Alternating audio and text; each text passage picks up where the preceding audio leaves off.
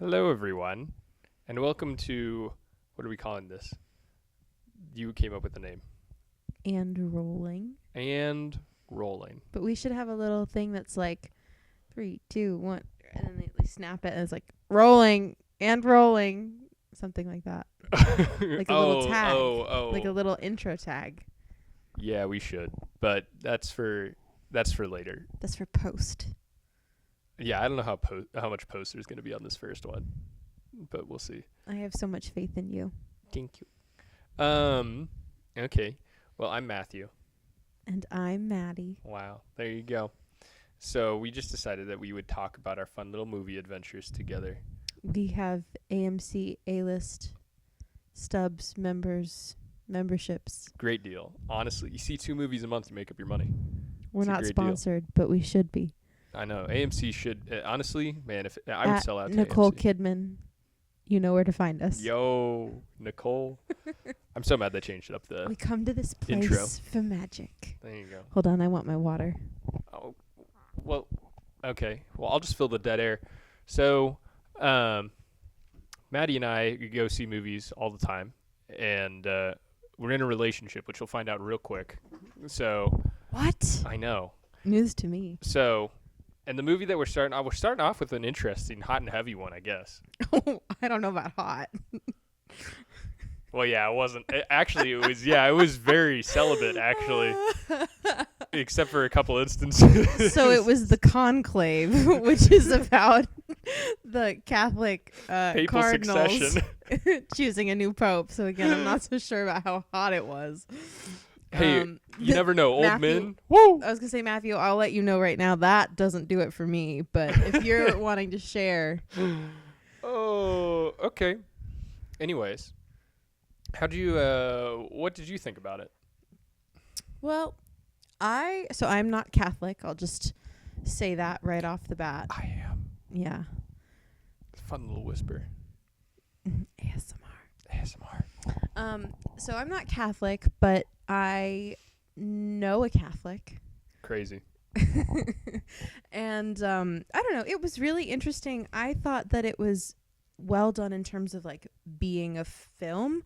I liked the pacing. It felt very intentional. That's interesting because you said during the movie that you thought it was slow. I know, but I liked that. I was just okay. saying, wow, this is like really like methodical pacing. And Yeah. then I liked the sets. I looked it up on the drive home. They did film in the Vatican, but then they also recreated some sets. I'm somewhat shocked that they got permission to film in the Vatican because Yeah. I was noticing that and I was like, wow, interesting. It'd be an interesting little side conversation about what the Vatican has allowed film-wise. But yes, apparently part of it was filmed in the Vatican. And then the set designers, I guess, made some parts like where the cardinals are staying, their quarters, to look more like prisons just to create more tension. And I think that was a good call. Yeah. Okay. So visually it was very fun. Well, fun is like a strong word, but it was very engaging. And I feel like the visuals were very I don't think that they were emblematic of church symbolism necessarily, but I got the vibe that they were going for, and it felt very Catholic to me in that sense. sure. So, Yeah. yeah. The sound design was very interesting. Should we have maybe given a little like synopsis to start? No, we're just talking. And Okay. This is just so everyone understands. And if they're 5 minutes in and they're like, "Oh God, what have I got myself into?" There will be spoilers. So like, if you don't want spoilers, like just stop. Please stop listening. I'll be Please, honest. we're begging you. Please don't support us. Unsubscribe. In fact, block if you must. Okay, so plot-wise, script-wise, apparently it's based on a book. Neither of us have read the book. I want to read the book. Now, I do. I'm very Mhm. interested interested in it now. Mm-hmm. When you Google the Conclave, it comes up on Google that it's a thriller/drama, and I was curious, do you think that's accurate? Man, I don't know if I would. I mean, I guess how do they define thriller? Like, you know what I mean? Like, because I think of Gone Girl as a thriller because there's like a that somewhat murderous element. Like, I would not call House of Cards, which I would say this is kind of akin to, or like West Wing or some sort of a political show. I would not say that those are thrillers. right. I'm thinking this is probably pretty similar to like Doubt, and that I don't believe is a thriller either. What's Doubt? Why haven't I heard of Doubt? Well, there was a movie made with I want to say it's Philip Hoffman Seymour, however you say that guy's name. Yeah, the guy who died from ODing from coke. I know. Yeah, and then Amy Adams and Meryl Streep, and it's maybe cut this part out because I don't exactly know about it, but it's like everyone's gonna know. I'm not editing this. I'm doing the bare minimum. I want you to understand that. Anyway, it's like one of those religious movies where I think it deals with an accusation. Oh, okay. But again, I don't know that I'd call that a thriller. And the way that I wouldn't call this a thriller. It's a thriller in the sense of there is a quote-unquote shocking plot twist. That does not a thriller make. I would agree with you, but I think that that's a theme of a thriller. Okay, I would say that this movie was tense. Yes. But half of the tension came from hearing Ralph Fiennes breathe so intensely all the time. That man, it was like ASMR, but there were tense. There were a lot of No. Okay, I noticed that at the very beginning when and everyone's just like sitting there and there's like a with like everybody. Yeah. And I'm like, God, guys, like yeah, I didn't realize this was so physical. Like the man's Okay, well, I mean, it starts off and he's just walking up a slight hill and it's like I know. I mean, it was oh my God. Really strong start. I felt like he was you know what's funny? When I saw his little briefcase in the first shot, I thought he was the doctor. Like I thought that too. I thought he was the doctor coming in and being like, "Oh yeah, he's dead." No, but then he wasn't. I thought it was maybe the doctor, and then I had this whole little internal question of, do Catholic priests get sent to medical school to tend to the Pope? And priests are doctors.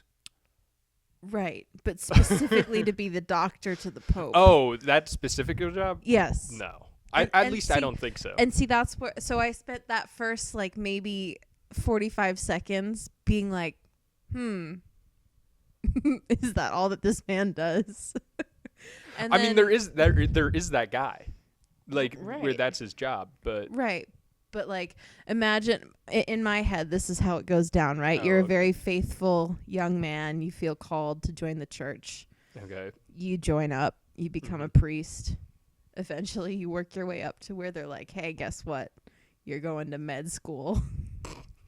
And then you have to go through med school, not from a calling to be a doctor, but because you wanted to be a priest. I don't know. Not in for a calling to care for others. Right. In my head, that's how that goes. And it's very funny to me. Like, ultimately, I guess, net good, but not for the right reasons. Yeah. It's like a morph thing. Yeah. Silly. I guess we should. So, like, this is. We should give some sort of a synopsis, in a sense. That's what I'm saying. I know that's what you're saying. You're always right. Okay, I'm sorry. Kind of the moral of the movie, if you want to say a little bit. The women are always right. Okay, well, interesting idea. But I know that's not what it's That's saying. what the movie was about. But this is there's this. Let's go through the synopsis. Okay, so we start. Movie opens, and Ralph Fiennes' character is walking up a hill. Next shot. No, I'm just kidding. No, basically the Pope is dead. The Pope dies, and then there's a papal conclave, which is the election of a king for the Holy See, aka the Vatican. So right, they're electing a new pope. For those of you who don't know what Matthew's talking about, they're electing a new pope, and that's a whole process. So you get sequestered as if you're on like a murder trial jury. Oh, like Big Brother, sort of. Yeah. Yeah, it's exactly. Honestly, it's sort of like Big Brother, but imagine the people have like higher IQs, sort of. I don't know about that. And then the nuns are watching you instead of Big Brother. Yeah, and they just so casually so serve you food. these nuns come and they're supposed to be invisible laborers who just kind of attend to all of the needs of these cardinals. Yeah. Ooh, a lot to dive in right there. Wow. But basically, the guy who's in charge of this conclave is working to make sure that the right person is elected pope. And there are several contenders. One is an Italian traditionalist who wants to like take the church service back to being in Latin and doesn't want women to be Vatican II, and doesn't want women to be a major part of the Catholic Church. Nope. One is an African cardinal who doesn't believe that gay people have rights. Yeah, he's very against homosexuality.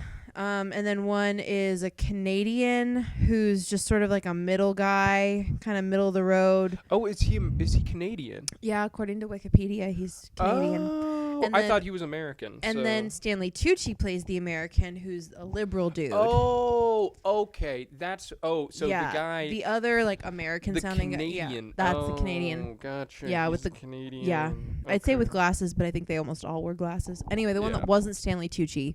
Okay. And so they're all kind of in. And then there's two other characters that we're missing. There's the main dude, Lawrence, who's the dean of cardinals. He's in charge of all of the cardinals, and he's the one organizing the conclave. And he's British. Yes, because he's Ralph Fiennes. Yes. Reef Fiennes, however they say it over there. Those kooky little guys. Ralph Fiennes. That's how they say it in Britain.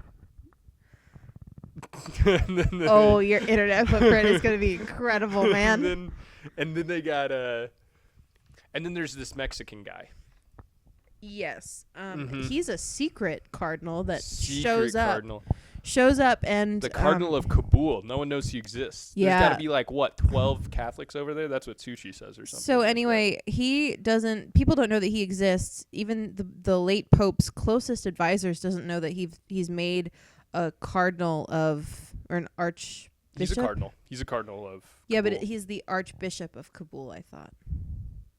Anyway, well, they don't know that he would be in charge of all of Afghanistan. Anyway, they don't know that he's gotten an appointment, and he had worked in the Congo, and then he went to Afghanistan, and so he's been in these like really high conflict areas, and a lot of peace missions. Everybody else seems kind of pumped up on like self-importance and power, and he comes wearing simple clothes, I don't know, just being a little different than the others. And so as the movie progresses, they have to keep having elections until someone hits 72 votes. And 2/3 majority. Yeah, and the tides of these votes keep changing. And every time they vote, we see what Lawrence, our main character, the organizer of the conclave, we see who he votes for. But we also see these different conversations that happen between the candidates, and it's mostly just the candidates. Like we don't see many of the non-important cardinals. We don't talk to many of them. No, they don't. But we do. Well, there's a couple people. So there's the Archbishop who, Thomas, kind of like. Thomas is also Lawrence. Thomas is Lawrence. Sorry, yeah. So there's the Archbishop that reports to Lawrence, and then there's also the Archbishop, that French Archbishop at the beginning, who has that confession to Lawrence. Yeah, basically. And that's about it. Yes, I don't feel like they were all that important. But I do feel like they were important. They served the plot. They moved the plot along, but they didn't have any character development. Oh, no. In that sense, they weren't important. But I feel like they were important characters.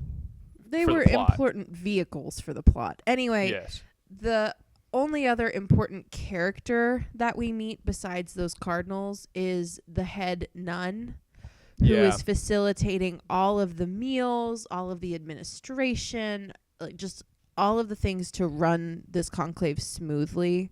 That's her domain, because I don't know how long they're sequestered for, but feels like As several long days. As long. Well, there's in the movie there's In the movie, 3 days.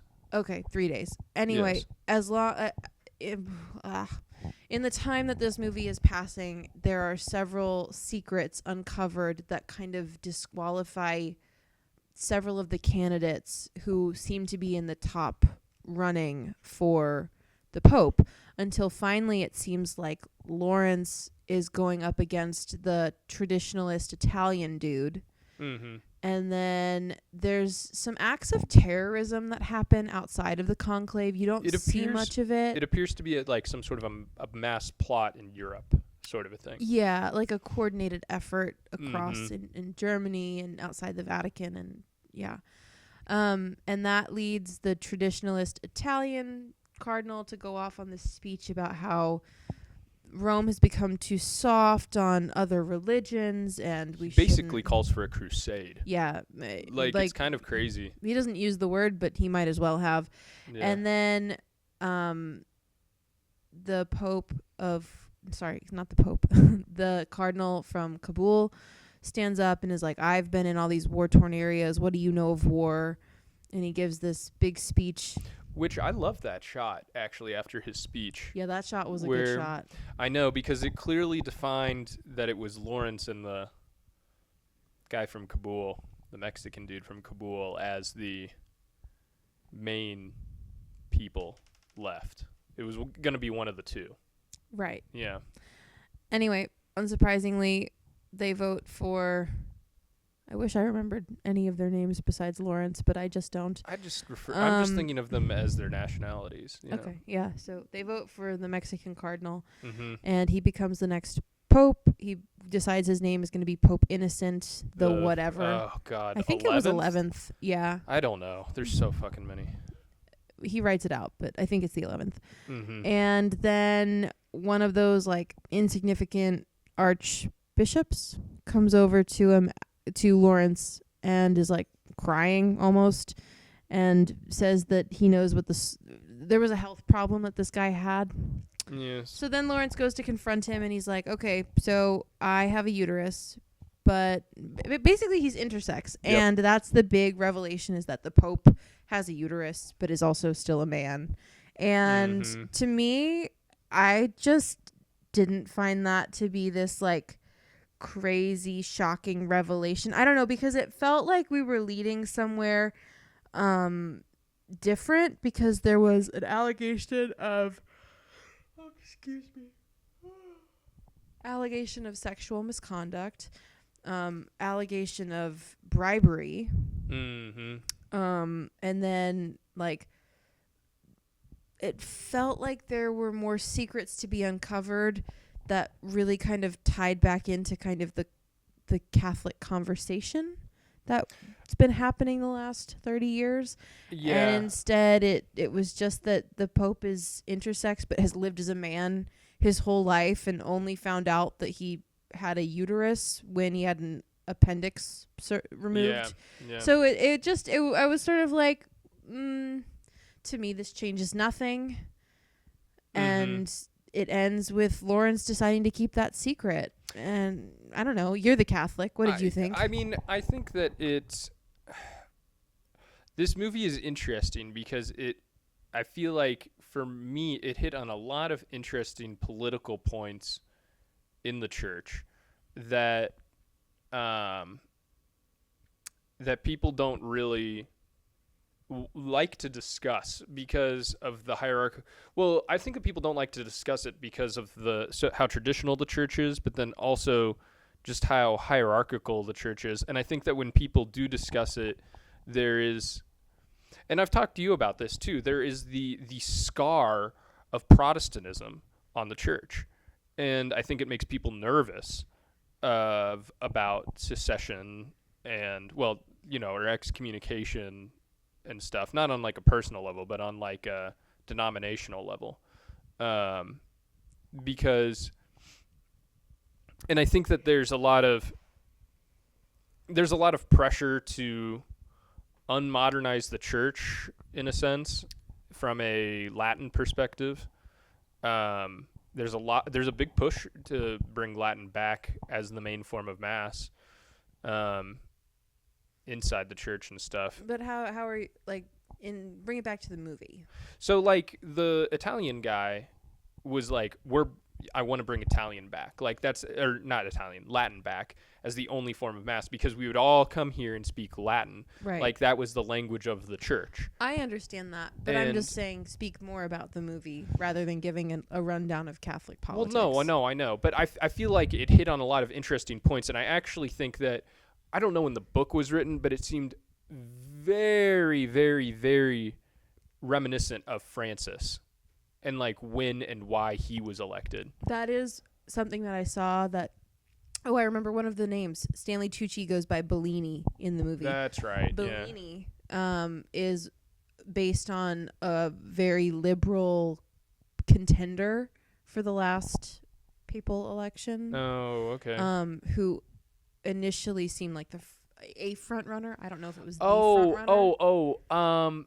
I think I know who you're talking about. Okay. You think was he American? I don't know. No idea, but that's what, again, mm-hmm. I'm such a good researcher. That's what the Wikipedia article said. Doing such a good job researching. Well,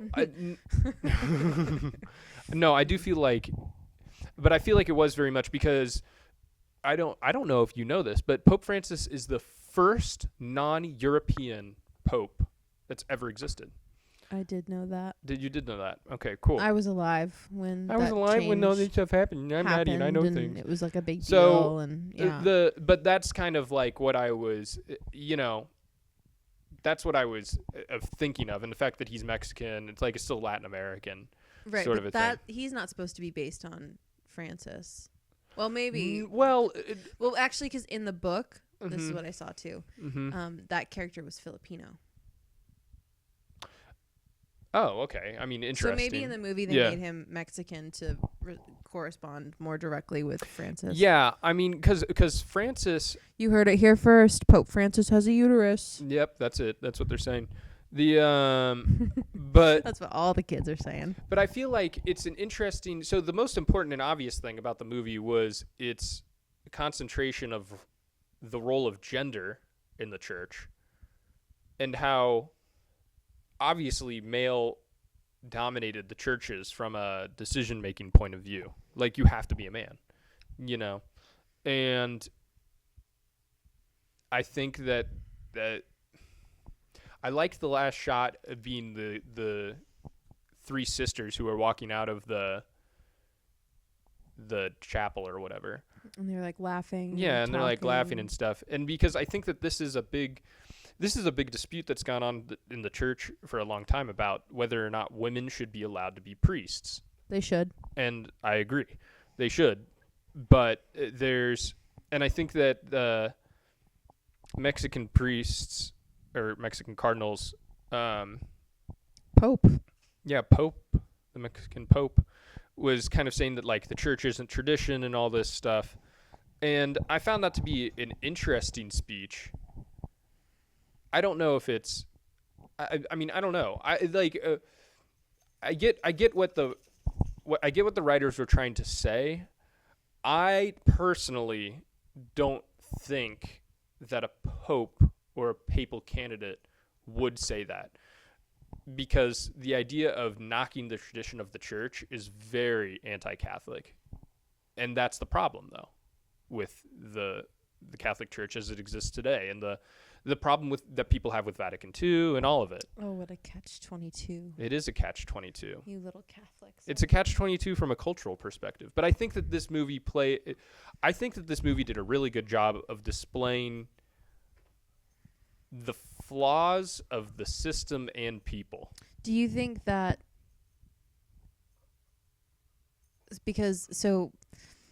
I'm very religiously interested. I just like learning about religions. Do you think that kind of a normal person who isn't like Catholic and maybe isn't so religiously interested, do you think that they'd be able to follow the movie? Oh, yeah. It's a pretty straightforward movie. Mm-hmm. I mean, like, it's just like there's an election, these people get to vote, and then someone gets chosen. Like, it's very straightforward. Oh, my goodness. Hold on. We got to get these dogs to stop. Girls. Stop it. Girls. Ladies. We have some dogs.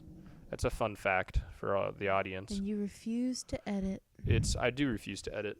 They're cute. You might need to. They're gonna if become that, characters. if that bark is too loud. Missy. Oh, they'll be fine. Missy.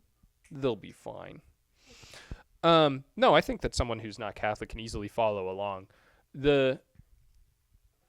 I think that I think that this movie is a great examination of character, and Mm-hmm. I think it's interesting in the sense of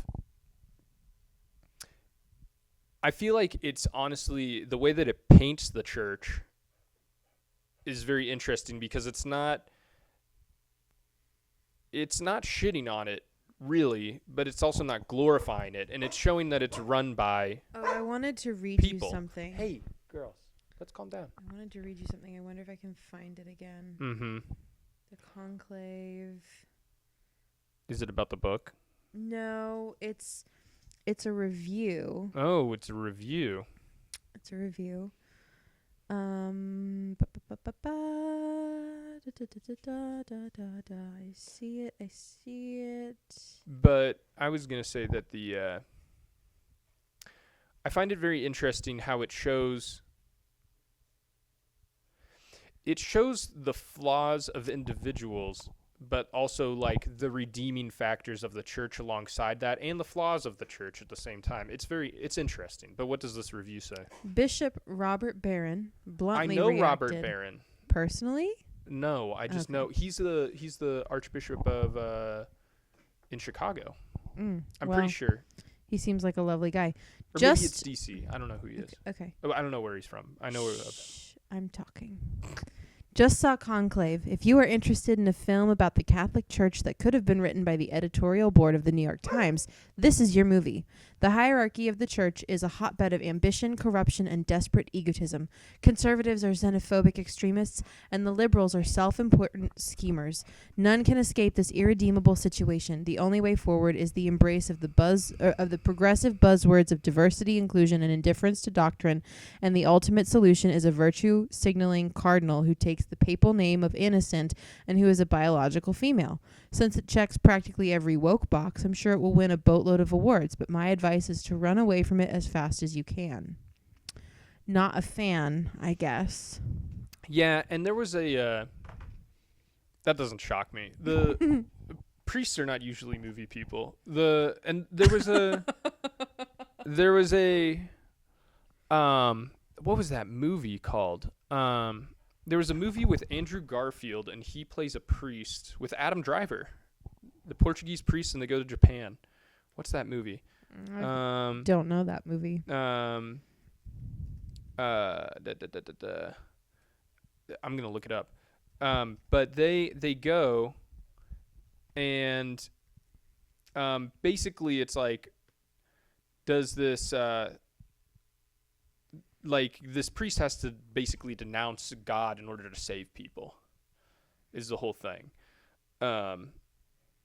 And I found it to be a very interesting movie because it's like, what do you do for the greater good? Silence is the movie. Nope, never heard of it. It's a very good movie. Anyway. But and they hated, people hated that movie too. The Catholics did. Yeah, I guess. And I just think that's dishonest because I'm like, this is okay. Let's say it's written by the editorial review board of the New York Times. That's how people view the church, and that's an important thing to take account of because you are part of an organization of 1.5 billion people, and you have a responsibility, I think, to hear criticism. I was gonna say, I think what struck me about that review is that I don't consider the character of the new pope to be a woman, raised male. The only way that they found out about his, female reproductive parts was through surgery. So he's not having, there was nothing to indicate otherwise. And he clearly feels like a man and sees himself as a man. So to me, he's a man. Or if, again, it's not specified if he views himself as intersex, but or like a third, non-binary type gender identity. Sure. To me, if you're a priest, it seems pretty obvious that you feel like a man. But what? So I guess like that part of the plot just really didn't. It was a twist, I guess, but it didn't complicate anything for me. I think it highlights what the Catholic hierarchy is uncomfortable with talking about, which is that women aren't going away. Yeah. And there will only be so long that you can keep women out. Well, I agree, and I think that this is the problem with the way that the church structure is and also, I mean, with how recent women have even been close to being viewed as equals in society, I mean, because that's a very modern development in the grand scheme of human history. I know you know that, but I'm just saying, like, I think that the church, for how old it is, struggles with that. Yeah, it's grappling. And I do think that this is a very valid criticism of the church. Honestly. Okay, fair. Yeah. I agree. But I think that like it was interesting, in my opinion, that the men that had like a black mark against them, they weren't the worst black marks. It didn't dive into like a caricature potentially, or like dive into being sordid. Like the sexual misconduct was simply that this priest had a child and like had a sexual relationship, which they're not supposed to do. It's not like it was. I mean, the age difference was big. Yeah, okay. Exactly. But they kind of don't bring that up a whole lot. He just, and it's more, they don't talk about the age difference in terms of a difference in power. They talk about it in terms of like he knew what he was doing and she was younger and like was actually young and he wasn't. Like that's, I mean, do you know what I'm saying? I get what you're saying, but but this is what I thought was very interesting about the movie, in the sense of he shows remorse for his actions, which... Does he show remorse for his actions, or does he show remorse that he can't be pope? Because I didn't think it was remorse. You didn't think it was remorse for his actions? No, he was sad he got caught, and he was sad that now he wasn't going to be pope. That's fair. Yeah, maybe. Definitely. Okay. But I think that... I mean, you can have a different interpretation, but I think that he shows regret for his actions regardless. I think it's regret that there was proof. That's fair. Because otherwise everything would just be alleged and he could be like, that was nothing, blah, blah, blah, blah, blah, which is what he tried to do anyway. It's only when Lawrence was like, and the child, that he really admitted to... Yeah. And really began to show any kind of like feeling, and really he didn't start to get emotional like in a sad way or a remorseful way until he was still trying to be pope. And then when Lawrence said, you're never gonna be pope, that's when he was like crying. Yeah. So, I guess that maybe I think that maybe the realization of that for him is like the regret that he won't be pope. I don't know. Maybe I'm just a fool and I would like to think that he was showing remorse for his actions, but maybe he wasn't. No. I don't know. It's unclear. I think that also... But I think that this is an interesting thing that the movie does, is there's a lot that people are clearly thinking about, but you can't show it. But there's clearly people thinking about things. I think, yeah, and to kind of move us away from talking just about like Catholicism, because this is really where we want to talk about the movies, I would just say but that I think that it's going to be a deeper conversation. That's anyways. fine. But I don't think that, I don't know that he does feel remorse, because I mean, truthfully, I don't think that he did anything wrong. I mean, like, she's a lot younger and that is problematic, but the concept of forced celibacy, I don't know, I find that to be personally against my own sort of moral code. Like, that's a weird ask in my opinion. Okay, fair enough. Um, uh, right, his crime is loving someone. Well, I don't know if it was love. It's unclear if it was love. He had all we know is he had sexual relations with a 19-year-old. Right, and I'm saying that specific instance is no good, but like the act of being a father, the act of creating a child, just in general, that's the problem. It's not the problem in the movie is not that she was 19. The problem is that they had sex. That he had sex with anyone. I think it's both. Personally, All right, well, we whatever. can agree to disagree on that. Yeah. But going back to the movies, I thought the performances were particularly strong. Well, I was going to ask what you think about Lawrence's character, because he's clearly the main character. Oh, yeah. And what do you think about his character and his character arc?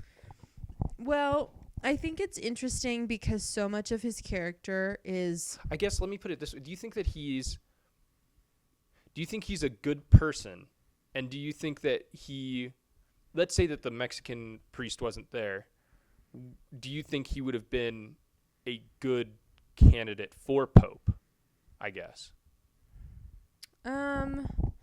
Well, I think that he's a very neutral person in terms of like being good or bad. Mm-hmm. I think that one of the things that was really telling was when Stanley Tucci's character comes to apologize for being like, search your heart, you want to be Pope, when he's like upset that Lawrence is beating him out for votes.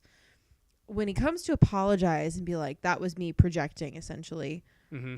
Lawrence doesn't correct him, and he knows the answer to what his papal name would be. Well, so yes. I think that deep down, even though he says like, oh, I want to quit, I think that conversation does move him to wanting acknowledging. I think he wants it the whole time. Really? Yeah, well, because he has that conversation with that other cardinal on the bus where he's like, where the other cardinal says like, oh, you need more votes. Yeah, that's true. You know? And he's like, well, I don't, I'll just tell them that I don't want to be Pope. Yeah, and that's the other thing is right off the bat in that first conversation Mm-hmm. with the guy from Mexico, he doesn't tell him to vote for Bellini. He just says that he doesn't want it. He says he doesn't want to. He doesn't give a directive. Well, and the other thing, this is the other thing, is he is in a bizarre opportunity and position of power, and he's the one that manipulates the system. Right. And he abuses his power is what he does. And I think he's actually a really bad person. I mean, do you think it's an abuse of power though, or Absolutely. is he just a morally gray where it's like, I want this, but I do also have a duty to perform to get to the bottom of the mystery, which really the mystery ends up being who sent the nun from Nigeria. That's really the mystery. Also the extortion from the Canadian. Yeah, but they only find that out because he starts poking around who sent the nun. Oh, yeah, that's fair. The mystery of it all that leads Yeah. on to everything else is just who sent the nun. Mm-hmm. So, I mean, I can understand. I feel like it's really one of those, like, it's probably both. It's not like one way or the other. It's not altruistic, certainly, but it's also potentially a little like duty bound. I could see it being both. I think, and that's what makes it complicated. I think the thing is, it's like the whole point is that they're supposed to be sequestered from outside influence, and he is violating that system. Yeah. You know, like he's actively choosing to pursue things to manipulate the system, right? Whether or not, because like there's nothing, as far as we know, there's no scandals against him. I can't think of a scandal. He wanted to quit, and the Pope said no. Yeah, he was having doubts. He was having doubts. He was having doubts about his religion. I mean, I think that it was one of those really delicious characters where Mm-hmm. it looks good but could be bad. And like deliciously complicated in that you'll get people who will sit here and debate, was it good or was it bad? And I think that that's like the mark of a well-written character. I agree. And I think that this is the thing that's interesting. And this is why, like, I don't understand some of these criticisms of some of these movies, like from the review, like what you were talking about, I guess, because it's like the church is clearly has corruption inside of it. Like hierarchical system, any system has corruption in it. Like you can't tell me that there's a system on earth that doesn't have some form of corruption on it. That just exists. Like that's human nature. But I think that the interesting thing is like the whole point of the movie is it's like the right candidate comes out of it. You know, like that's like the whole point of the movie is it's like, well, I walked away feeling like potentially the Pope, the new Pope, was also manipulative. But I think, right. I mean, well, because of the way that he swayed everyone? Well, no, I mean, I don't know. It was something, and we only watched the movie once, so to be fair. This is a hot take.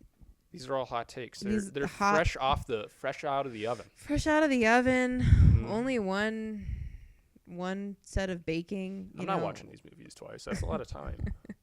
Anyway, I don't know. There was something in that last conversation where even though I feel like the Pope is a man, the way that conversation went, it felt like it was a bit of like, what if I told you none of this was accidental?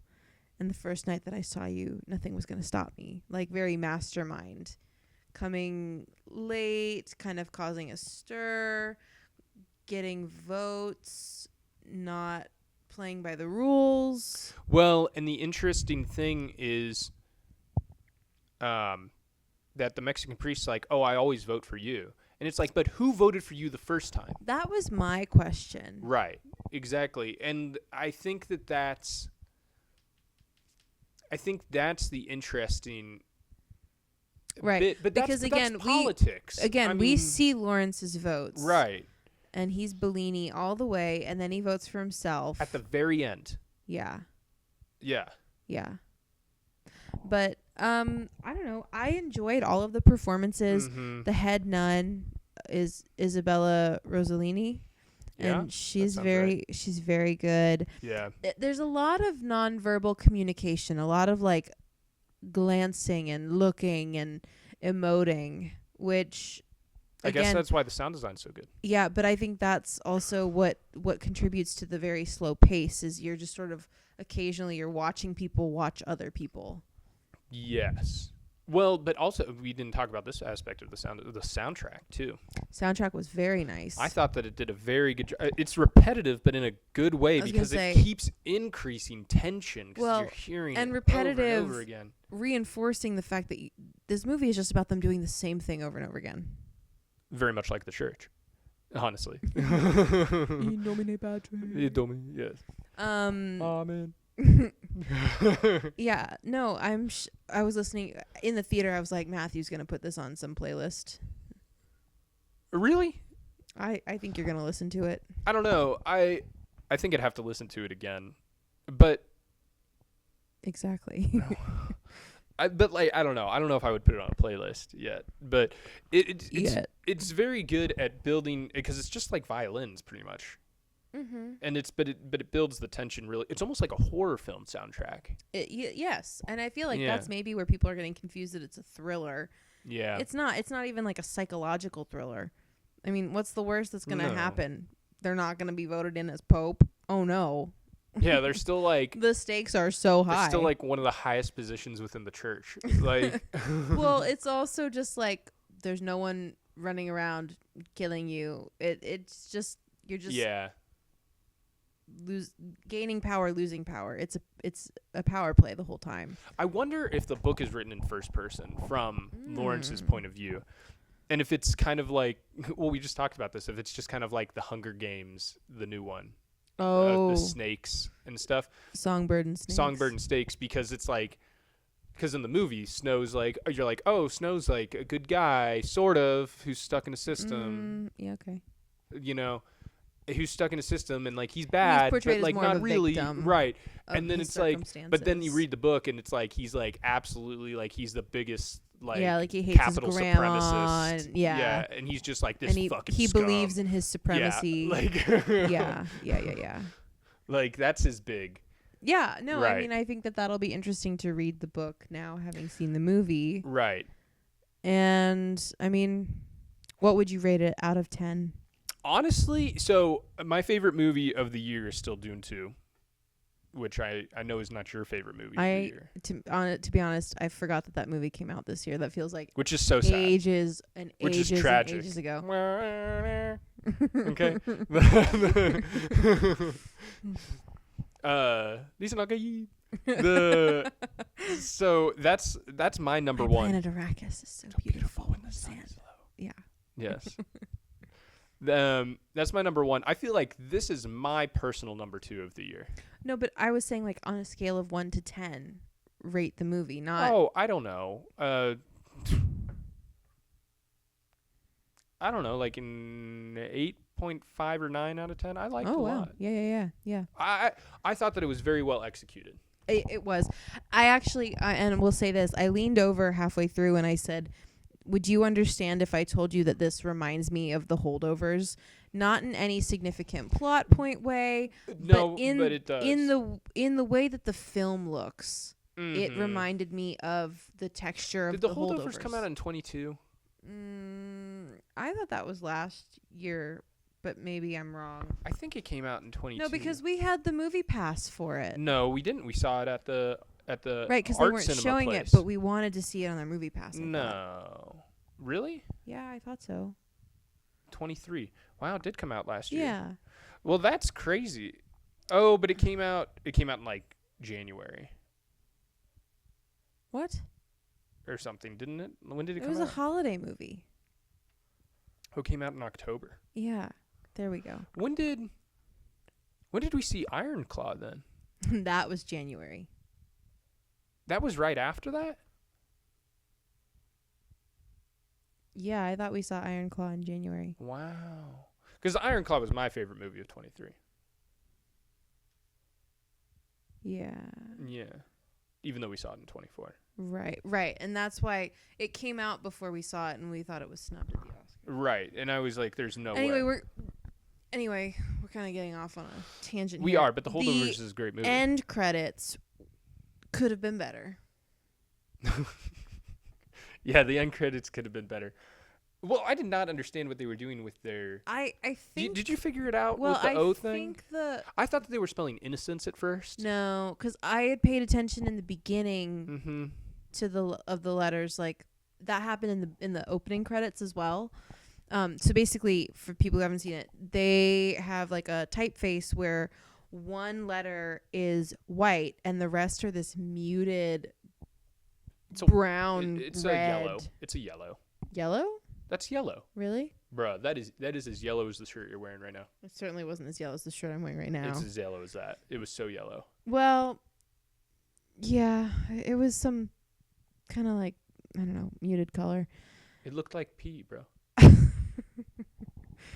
I thought that what they were maybe trying to do was show like a sea of cardinals and one letter but why in wouldn't white. you make that red then? I don't know. That's why in my mind I think maybe I'm editing it back to like a brown red color. But you're saying that that's not what it was. Is it just the colors of the Vatican flag? You're putting a lot of faith in my knowledge of the Vatican flag. It's yellow and white. Hold on, let me pull it up. You can follow along at home and type in Vatican City flag on your You'll probably spell it on correctly, your own unlike personal Matthew. computer. I spelled it right. Okay. This is the papal flag right here. And it has the Holy See. I really don't know. Yeah. I don't know. We're probably like way off, but I don't know. I didn't get that. I think a fun way of doing the end credits would have been to make like a medieval text, like an illuminated text, What do you? like a book of prayer. I guess. I don't know if that fits the theme of the. I think they could have made it fit the theme because all of the sets are so opulent. And we're in the Vatican. Yeah, I guess. I suppose. I don't know. That's my thought. Anyway, Yeah. I like the end credits, like just in general for people who are new. End credits are kind of my thing. Yes. And I like when people use them efficiently and to do fun things or to keep the motif or whatever alive. I did like how the soundtrack like ended right at the end of the credits though. That was very cool. Like it kept going and then it kind of like ended and it wasn't like a recap of the soundtrack. Like the soundtrack was part of the that's end fair. credits, which That's is cool. fair. That's fair. I'd say that I'd give this movie probably like a 7 out of 10. Okay. Maybe, yeah, something like that. I don't, but like kind of like we're saying, I don't think you have as much emotional investment in it as No, me, certainly which I is don't. For me, right. it was just sort of like interesting. Yeah. Yeah. Yeah. Yeah. Well, that feels like a good place to leave it. Do you have anything more to say? No, honestly, it's a good movie. Like if you want to see it, you should. It's a good time. Yeah. It'll be worth your time if you have some time to kill. You want to think about life. You know. Or you want to see some really old men have a power struggle. Yeah, or maybe you're burnt out on that right now. You know. Touche. Touche. Anyway, this is good times. our first episode of And Rolling. Thank you for listening if you've made it this far. That's when I'll do the sound. Rolling. See, I just did it myself. I don't even need to edit this. Whip snake. Whip snake. That's a classic. Okay. Anyways, enjoy. Like, subscribe, listen, whatever you do. We Tell your friends. we see the first part of Wicked next week, so there's gonna be there will be no release schedule for this podcast. I want Nah, everyone to be man. prepared. We're gonna do this whenever we feel like it. we're about to move. We got we got shit to do. stuff. Yeah. Wow, you're not gonna talk like a sailor? We got fucking shit to do. Damn right. There you go. We do. So yeah, no, I mean it'll happen when it happens, you know, and we'll just it'll Or be it a good won't. time, or it won't. It'll be more than a week before the next podcast because of the move and everything. So it'll be a good time. Maybe a whole month. Oh, I just said we have Wicked next week. So Oh, we are seeing Wicked. Well, we might see Gladiator too. Gladiator 2-2. Got me there. Yep. Ballerina. It's actually a ballerina show. So Can you imagine if you're watching the ballet and then all of the audience either does thumbs up or thumbs down? they get beheaded at the end. They're like, oh shit. Oh yeah, and I don't know how I'm gonna feel about Gladiator. If there's anyone who could handle a gladiator situation, I do believe it would be ballerinas, like professional ballerinas. Bro, their feet muscles are like insane. I just mean the mental anguish. I'm thinking of the physical You're too, thinking, as yeah. well. So Yeah, you know. no, I mean like I think they could do it. Mm-hmm. Fair enough. Yeah. Well, we'll see. We'll speculate. We'll see when we speculate see the movie. on Gladiator 2-2. Yeah. So it'll be a good time. We really need to wrap this up. It's This is wrapped. us. Bye. signing out. Done.